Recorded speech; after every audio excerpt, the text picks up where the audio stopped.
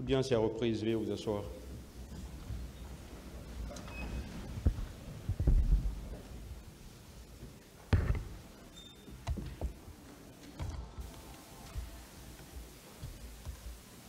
Ministère public contre M. C.C. Raphaël Abba et plusieurs autres. La défense a la parole.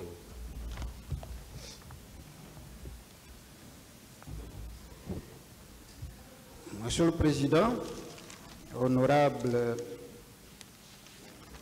assesseur, je voudrais justement intervenir au nom et pour le compte, bien entendu, du président Moussa Dadis Camara, plus particulièrement. Mais je veux, en intervenant justement en son nom et pour son compte, donner des réponses tant contre ce que le parquet a qualifié de réquisition, et moi je pèse mes mots, vous le comprendrez pourquoi, mais également ce que la demande faite depuis 2023, précisément le mois de mars 2023, par une partie de la partie civile, ou des parties civiles, excusez-moi. Vous comprendrez que je vais intervenir sur deux points essentiellement. La forme m'intéresse beaucoup. C'est pour ça que j'ai parlé de ce qu'on qualifie de réquisition, qui n'en est pas une. Pas du tout. Et je vais le démontrer tout à l'heure. Et je vais intervenir sur le fond. Mais avant, Monsieur le Président, honorable assesseur, je vais commencer mon intervention par des observations. Pour moi, à coup sûr, ces observations vous guideront, ces observations vous permettront de comprendre mieux que l'enjeu de ce procès qui a débuté depuis le 28 septembre 2022 se joue peut-être sur cette requalification qui a été demandée tant par le parquet, les ministères publics, que par les parties civiles ou une partie des parties civiles. La première observation, Monsieur le Président, c'est très banal. Je voudrais que nous notions que nous sommes devant un tribunal criminel national. Je veux peser mes mots. Nous sommes devant un tribunal criminel national. Nous ne sommes donc pas devant un tribunal international, ni même devant un tribunal mixte ou un tribunal internationalisé. Je peux faire toute une journée pour faire la différence entre ces juridictions. Alors, parce que nous sommes devant un tribunal criminel au niveau national, nous ne pouvons appliquer que les lois nationales. Parce que le droit pénal, la procédure pénale, ce droit processuel, il est tellement jaloux qu'il est un droit souverain ayant un caractère purement ou exclusivement territorial. Alors, je voudrais également indiquer comme deuxième observation qui résulte naturellement de la première, que nous ne sommes pas devant la Cour pénale internationale pour que les règles qui sont appliquées devant la Cour pénale internationale, qui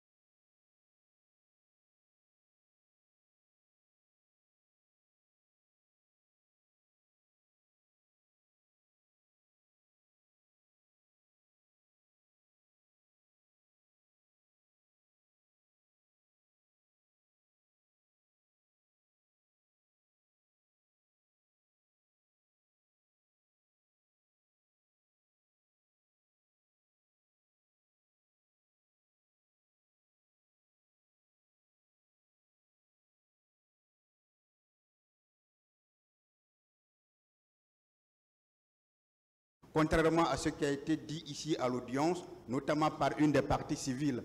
En réalité, la juridiction qui est subsidiaire, c'est bien la Cour pénale internationale. Ce ne sont pas les juridictions guinéennes. Les juridictions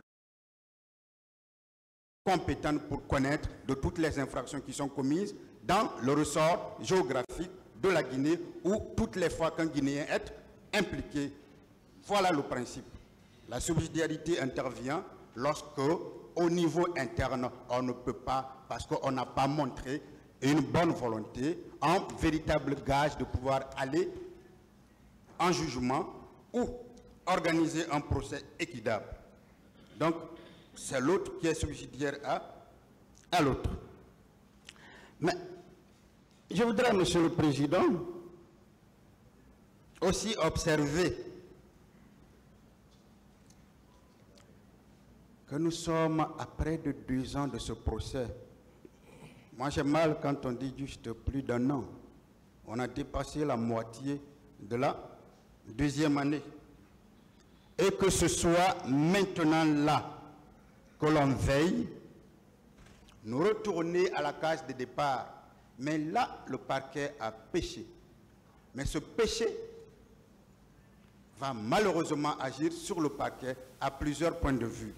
Premier point de vue, Monsieur le Président, au moins, en demandant à l'audience du 4 mars la requalification de ces faits en crime contre l'humanité ou toute autre forme de responsabilité du chef hiérarchique ou du supérieur militaire dont je vais parler tout à l'heure, le parquet a montré aux yeux de l'opinion nationale, aux yeux de l'opinion internationale, aux Guinéens qui n'a jamais fait le droit, qu'il a poursuivi le président Dadis et ceux qui sont là pendant plus de 2 ans à tort.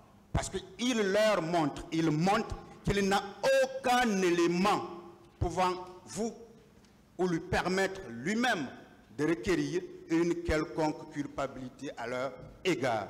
Là, c'est une constance, c'est une évidence, c'est quelque chose qu'on ne peut discuter. C'est pour ça que, justement, il veut qu'on revienne à une autre infraction pour voir si, dans les débats liés à ces infractions, il sera possible pour lui de trouver des éléments permettant d'aller de requérir la condamnation. Voilà, il a péché. Le deuxième élément qui montre qu'il a péché, malheureusement pour lui, il est tombé cette fois sur une défense unie. Pas une défense diversifiée, pas une défense multipliée, ce qui affaiblit la défense depuis le début. Il est tombé sur une défense unique qui, cette fois, sur la question, parle de la même voix. Et à partir de là, il sait n'avoir aucune chance. Le troisième élément qui montre qu'il a péché, peut-être il a voulu aider les parties civiles, puisque depuis au moins 10 ans, depuis le cabinet d'instruction, ce sont les parties civiles, ou certaines parties civiles, qui ont toujours demandé la requalification. Et le parquet s'est toujours opposé. On ne reviendra pas sur ces détails qui sont largement, éloquemment et brillamment déjà exposés par les confrères qui m'ont précédé.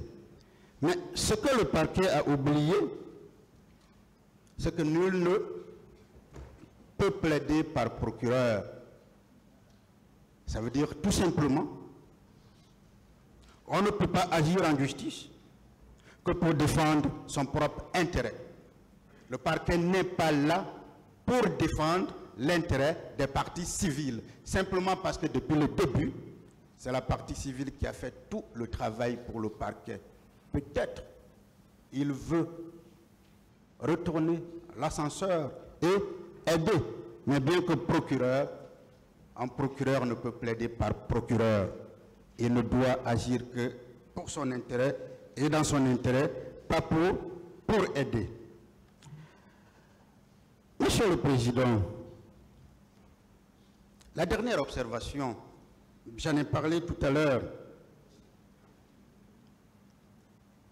c'est que nous ne devrons même pas parler du statut de Rome. Nous ne devrons pas parler du statut de Rome, mais nous devrons uniquement parler du code pénal, du code de procédure pénale de 2016. Puisque c'est ce code-là qui règle tout ce pourquoi nous sommes ici. Ceci dit, j'ai commencé par dire que je voudrais intervenir d'abord sur la forme. Mais, Monsieur le Président, nous n'avons jamais reçu, même si c'est l'appellation que le parquet a donnée, sur ce papier, réquisition aux fins de qualification des faits. Mais ce qui est contenu dans ce papier, Monsieur le Président, est un mélange à la fois de compte rendu d'audience et de rapport. Même si le parquet prend le soin à la fin de dire je requiers. Pourquoi c'est un compte rendu? Et pourquoi ce n'est pas une réquisition? Aucune forme n'est imposée dans la rédaction. Aucune forme n'est imposée quand il s'agit pour un parquetier de prendre une réquisition. C'est à deux niveaux. Parce que le parquet peut requérir par écrit, comme il peut requérir oralement plutôt.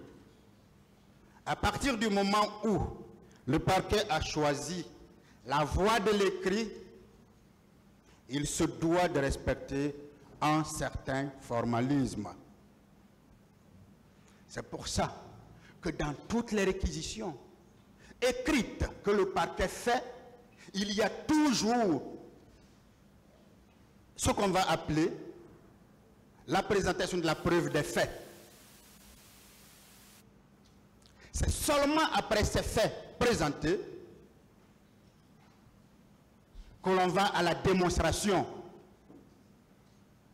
Et on conclut par requérir.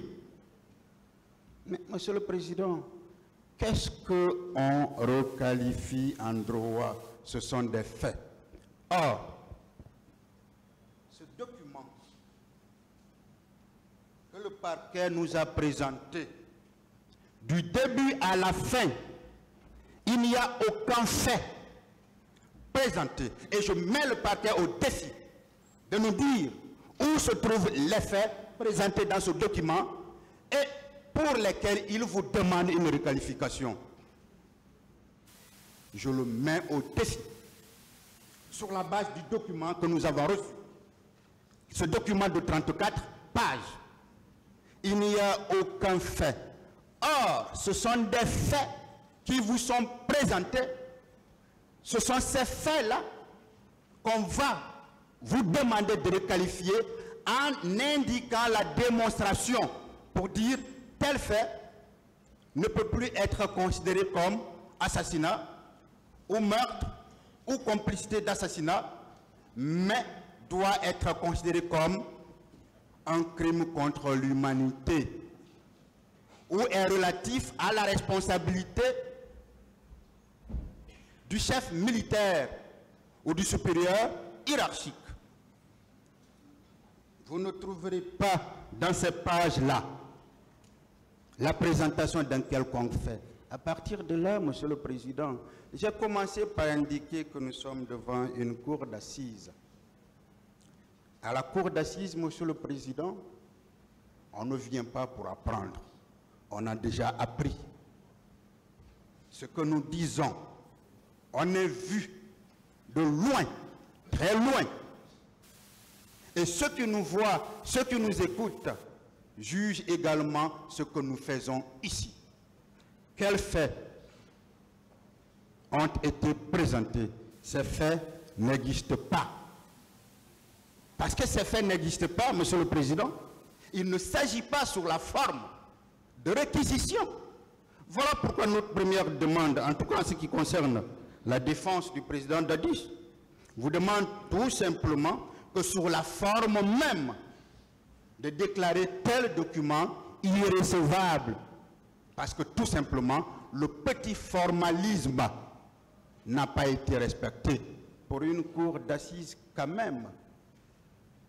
Pour un tribunal criminel, vous comprenez, quand je parle de cour d'assises, je me trompe, oui, mais vous saviez bien que toutes les attributions qui étaient dévolues à la cour d'assises jusqu'en 2016 ont été désormais dévolues au tribunal criminel. Vous ne faites que jouer ce rôle que le juge à la cour d'assises jouait. Vous ne pouvez pas considérer cela sous la forme comme des réquisitions. Pour nous, de la défense du président Dadis, ça n'est pas une. Sur le fond, Monsieur le Président, Messieurs les assesseurs, le parquet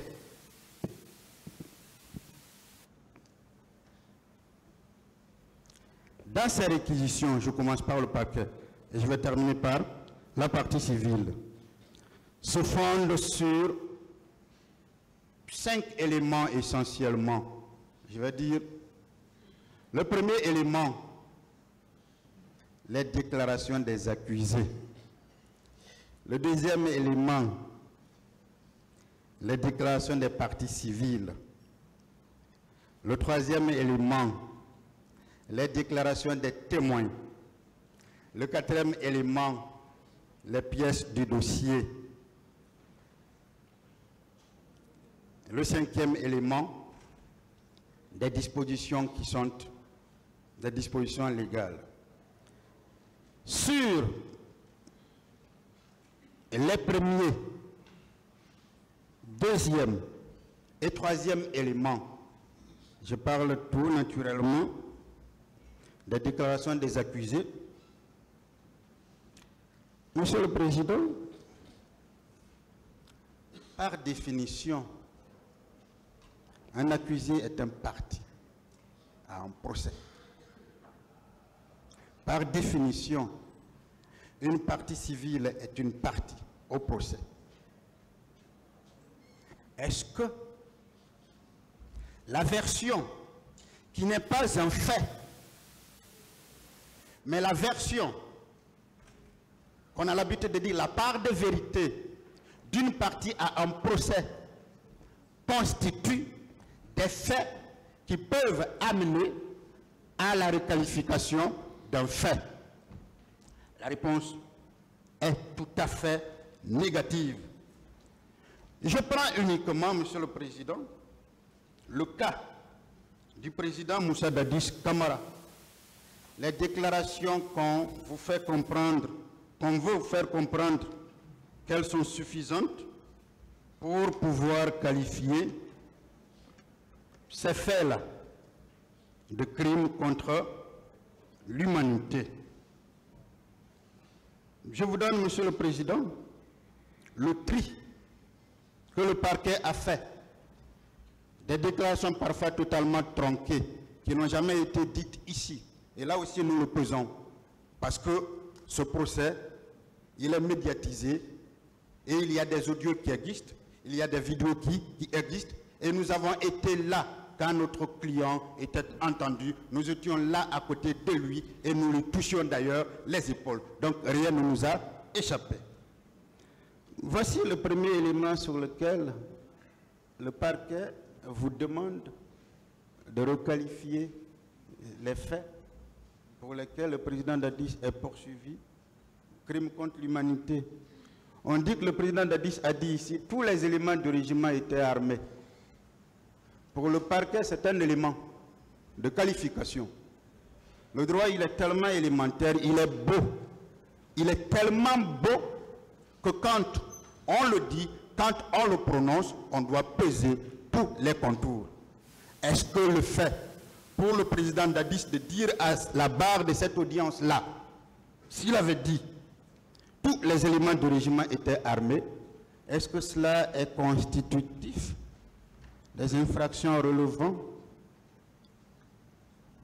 du crime contre l'humanité, est-ce que cela est relatif des faits relevant de responsabilité du supérieur hiérarchique ou de responsabilité du chef militaire? Je vais d'ailleurs en parler parce qu'on a totalement oublié les conditions qui sont d'ailleurs cumulatives pour qu'on parle de responsabilité du supérieur hiérarchique.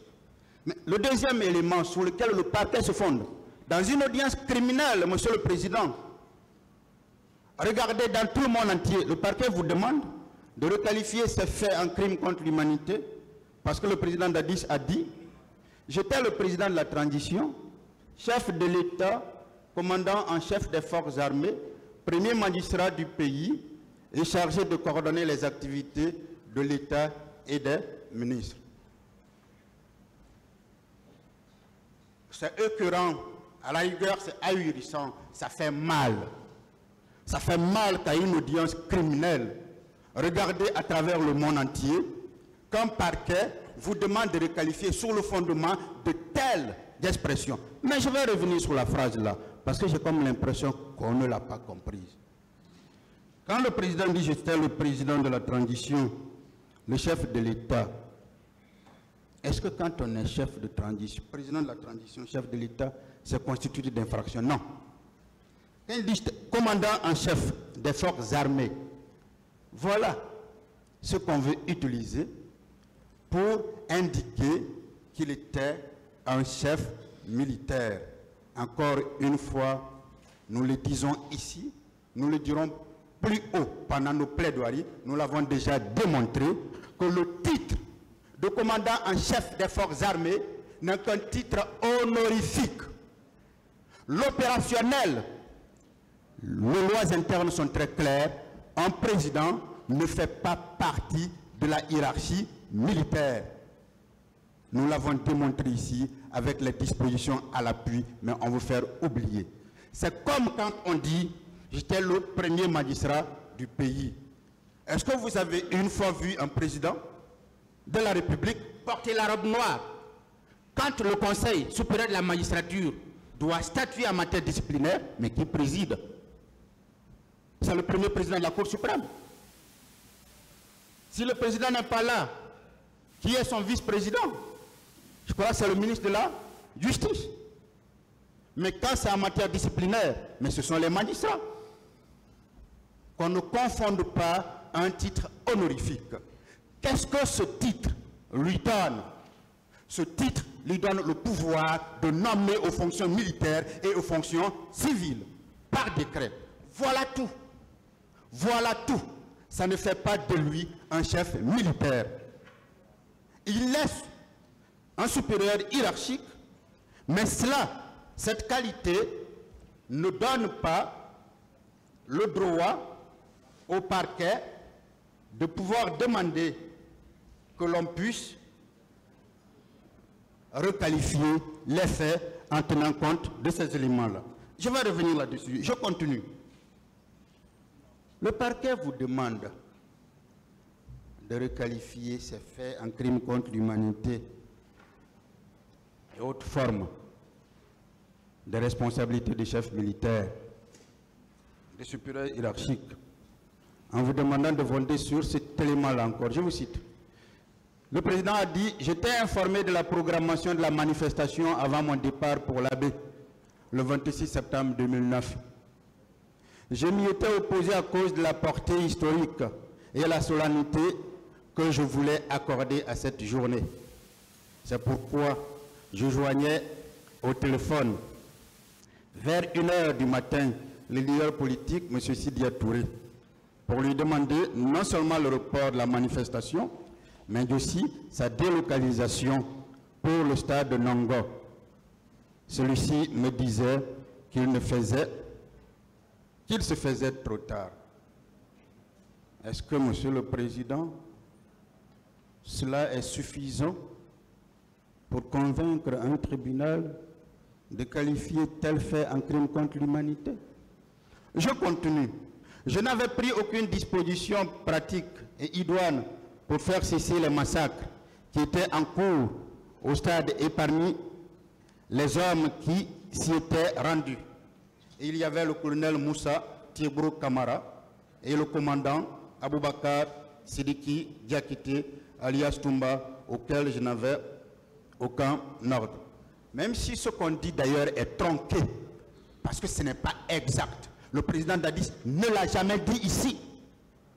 Parce que nous avons démontré, et je prends notamment avec le doyen Baouri, où quand lui-même il était là, toutes les dispositions qu'il a prises pour que cette manifestation ne se tienne pas.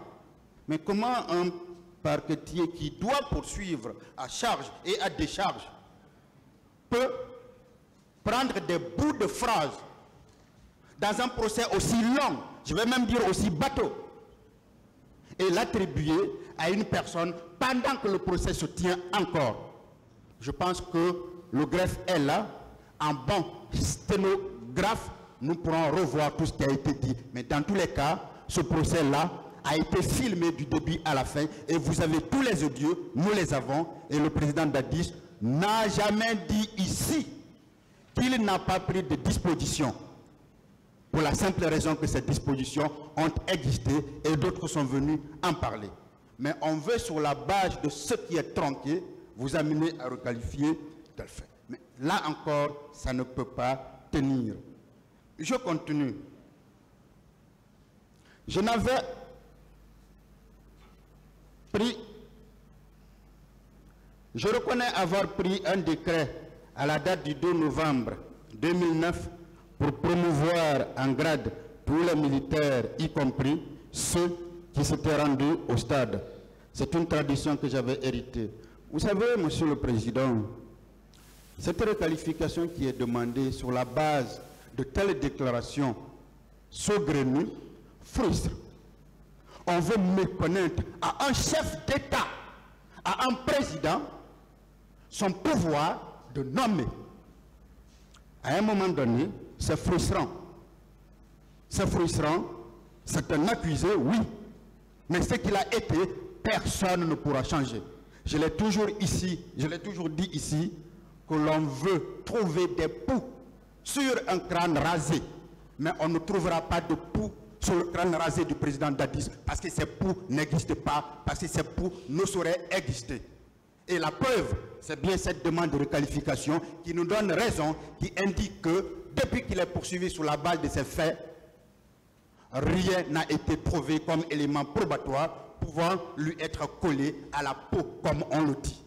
Cet élément ne peut exister, mais il faut quand même qu'on évite des propos qui frustrent. On ne peut pas indiquer que parce qu'un président d'une nation nomme ceux qui sont respectés aujourd'hui en Guinée, beaucoup le sont parce qu'ils ont été nommés par lui, par le président Dadis.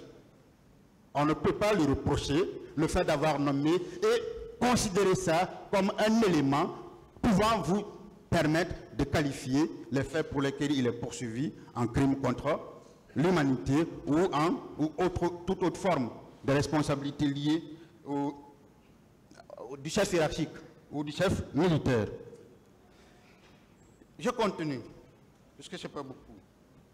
Je confirme les déclarations du général Ansoumane Kaba, chef d'état-major de l'armée de terre à l'époque des faits, selon lesquelles ce sont naturellement les gens du régiment qui s'étaient rendus au stade et que le regroupement de Kalea était géré par moi et mon ministre de la Défense. Cela n'a jamais été dit ici. On a encore tout ce qui a été dit par cœur. Et même si cela avait été dit, est-ce que cela est suffisant pour constituer un élément de crime contre l'humanité? Mais le parquet, c'est la démonstration que le parquet est en train de faire. Hein? Le parquet n'a pas présenté les faits, alors qu'il est obligé de présenter des faits dans ses réquisitions, mais il a plutôt présenté les déclarations qui sont faites par les parties à ce procès. C'est-à-dire que les déclarations des parties sur les faits, au lieu de présenter lui-même des faits. Je continue. Tous les éléments de la présidence étaient coiffés en béret rouge. Voilà un autre élément. Et le parquet veut que vous requalifiez les faits sur la base de ce propos du président Dadis. Je confirme les exactions perpétrés au stade, même si je n'y étais pas personnellement. Mais Monsieur le Président Dadis, c'est un homme honnête. Il l'a dit depuis le début. Mais personne n'a jamais nié ce qui s'est passé au stade du 28 septembre. Mais personne. Mais ce qui compte, c'est l'imputabilité.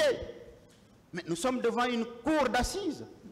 Est-ce que parce qu'il y a eu ces faits au stade du 28 septembre, ces faits sont imputables au président Dadis? Mais il ne l'a jamais nié. Mais ce n'est pas lui. Il n'est ni de près ni de loin proche de cela. Alors, que l'on vous dise, parce qu'il dit que cela est arrivé et que ça suffit pour que vous qualifiez le fait en crime contre l'humanité, ce ne sera jamais votre tribunal criminel, Monsieur le Président. J'avais été informé des tortures qui étaient infligées aux personnes enlevées au stade dans l'enceinte du camp Koundara, où Begré avait été nommé comme commandant malgré son grade de sergent par le commandant Aboubakar Diakité alias Toumba, dont moi-même avait entériné. Je recevais également des informations relatives au cas des charniers, mais je ne sais pas où il se trouve et personne de mes proches ne m'a donné une indication concernant ceci. Est-ce que ces propos suffisent pour parvenir à une qualification de crime contre l'humanité? Est-ce que ces propos suffisent pour pouvoir engager la responsabilité du président Dadis sur le chef, de ceux qui étaient supérieurs hiérarchiques ou de ceux qui étaient chefs militaires? Non. Mais il a dit ici, mais tout le monde a appris, mais tout le monde a entendu ce qui s'est passé. Mais personne ne lui a jamais donné les éléments qu'il faut. Il ne pouvait pas le savoir. Mais il ne pouvait pas non plus dire qu'il ne l'a jamais su. Tout le monde en a parlé, les médias en ont parlé. Je continue, peut-être c'est le dernier point. Les bérets rouges qui s'étaient rendus au stade du 28 septembre relevaient de ma garde et ils pouvaient bien agir de concert avec ceux qui arboraient des coris. Le président Dadis ne l'a jamais dit cela ici. Et je mets quiconque au défi. Je mets le parquet au défi de nous prouver à travers un des passages du président Dadis où il le dit. Donc on ne vienne pas poser sur un bout de papier qui n'est pas, encore une fois, une réquisition, et là j'insiste là-dessus, qui n'est pas une réquisition écrite, parce qu'aucune forme n'est respectée, parce qu'il ne contient aucun fait, alors que des réquisitions contiennent obligatoirement des faits. Donc je mets le parquet au défi de montrer ici que cela a été dit. Là encore, voilà des bouts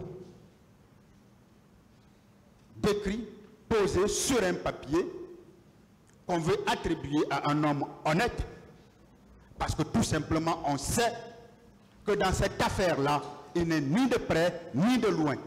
Et qu'aujourd'hui, on veut aller sur le domaine du supérieur hiérarchique pour dire non, il était le président de la Guinée, donc il était le supérieur de tous les Guinéens.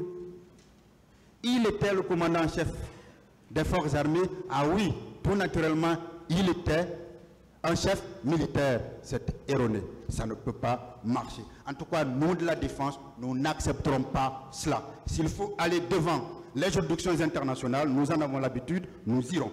Mais nous pensons que nous vous faisons entièrement confiance et que vous n'allez quand même pas céder à ce que nous nous appelons provocation, à ce qui est uniquement fait pour que ces personnes ne soient pas jugées dans un délai raisonnable. Parce que depuis que cette demande a été faite ici, mais nous avons perdu inutilement 2 semaines. Ça a été fait sciemment. On aurait dû nous les communiquer dans nos cabinets. On serait venu répondre oralement ici. On aurait dû nous les communiquer même le matin de l'audience du 4 mars. On aurait lu très rapidement, on aurait répondu. Nous venons tous les jours prêts à cette audience. Mais on a attendu la fin, lorsque vous étiez prêts à lever l'audience ou à la suspendre, pour nous communiquer, sachant qu'on ne pouvait pas lire ici. On a perdu 2 semaines. Et pendant ces 2 semaines-là, ils restent en prison, ils restent en détention, ils sont privés de leur liberté alors qu'ils ont droit d'être jugés dans un délai raisonnable. Et à cause du parquet, ce délai ne sera pas respecté. Un dernier élément, Monsieur le Président, honorable assesseur, on vous demande de requalifier ces faits en crime contre l'humanité et autres formes de responsabilité du supérieur hiérarchique au motif que le président Dadis a dit ceci. Je ne peux m'exclure des événements du 28 septembre 2009 à ma qualité de président de la République d'alors, au même titre que le général Sekouba Konaté, qui malheureusement n'a pas été renvoyé devant le tribunal criminel de ce siège par la faute du régime précédent. Le président Dadis, lisez tous les documents, lisez son audition, comprenez, je parle bien d'audition, du 28 février 2015, faite à Ouagadougou. Il a reconnu toujours sa responsabilité morale. Il a toujours dit en tant que président, mais j'étais le chef de famille. Lisez son procès verbal d'interrogatoire du 13 juillet 2015. Chacun sait d'ailleurs les circonstances dans lesquelles il a été inculpé. C'est parce qu'il a décidé, il avait décidé de venir en Guinée et d'être candidat à une élection présidentielle. Il fallait le barrer. J'ai posé beaucoup d'écrits dans ce sens-là et tout est dans le dossier de la procédure. Alors, que quelqu'un le dise, c'est sa responsabilité morale. Mais est-ce que la responsabilité morale veut responsabilité pénale? C'est élémentaire, non. Mais que quelqu'un fasse, cite une personne, puisque c'est le parquet qui tient cette déclaration ici, le général Sekouba, mais le parquet n'a daigné poser un quelconque acte contre ce général Sekouba. Et c'est le même parquet qui sort ce propos du président Dadis et demande qu'on retourne ce propos contre lui. C'est encore une frustration. Mais lui, il a fait confiance en la justice de son pays. Il est aujourd'hui détenu alors que sa détention n'est pas utile. Lui, il a demandé à se mettre